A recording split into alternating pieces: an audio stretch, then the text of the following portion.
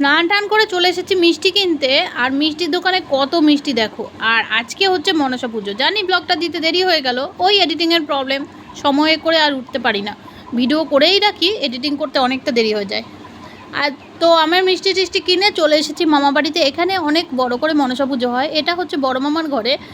আর আগে যেটা ওপর দেখালাম তোমাদের, ওটা হচ্ছে ছোটো মামার ঘরে, মানে দুই মামার ঘরে দু রকমের পুজো হয়, মানে দুই জায়গায় পুজো হয়। আর এখানে চলছে বই পড়া, মনসা মঙ্গল পাঁচালি পড়া।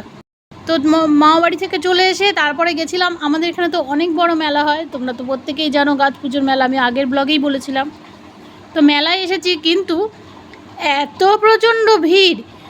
আর এই দিনকে আমরা মেলায় আসি না খুব একটা, তার কারণটা হচ্ছে ওই যে বলি টলি দেয়, তো ওইটা নিয়ে একটু ভয় টয় লাগে, মানে ওরকমভাবে সন্ধ্যে অবধি চলে।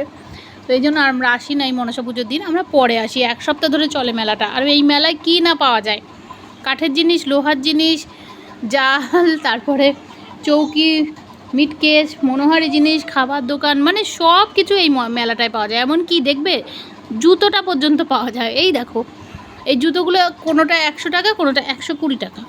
তারপরে এই টেডিগুলো ভীষণ পছন্দ হয়েছে, তো আমার মেয়েদের জন্য দোকানে নেওয়া হয়েছে, সেগুলো আমি পরে তোমাদের দেখাচ্ছি।